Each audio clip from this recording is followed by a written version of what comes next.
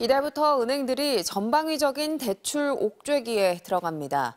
지난달 가계대출, 특히 주택 관련 대출이 한 달 새 9조 원 가까이 늘었기 때문인데요. 김건희 기자입니다. 대출 금리를 끌어올린 시중은행들이 이제 대출 자체를 틀어막고 있습니다. 우리은행에선 오는 9일부터 주택 보유자가 수도권에서 추가로 집을 살 경우 대출을 아예 해주지 않기로 했습니다. 전세 대출도 전 세대원 모두 무주택인 경우에만 내주기로 했습니다.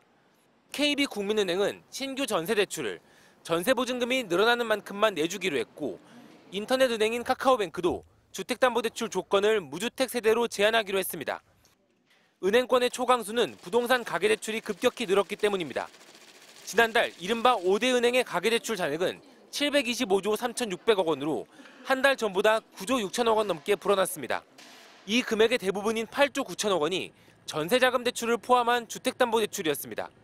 부동산 상승기였던 지난 2016년 이후 최대 폭입니다.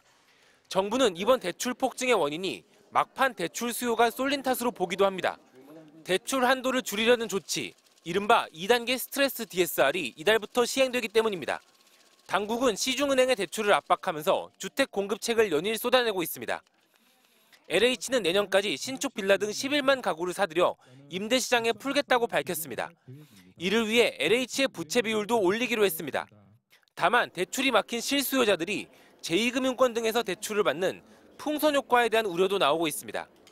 길게 보면 하반기 금리 인하가 유력한 만큼 연말까지 가계부채와 주택시장이 또다시 요동칠 가능성도 남아 있습니다. MBC 뉴스 김건희입니다.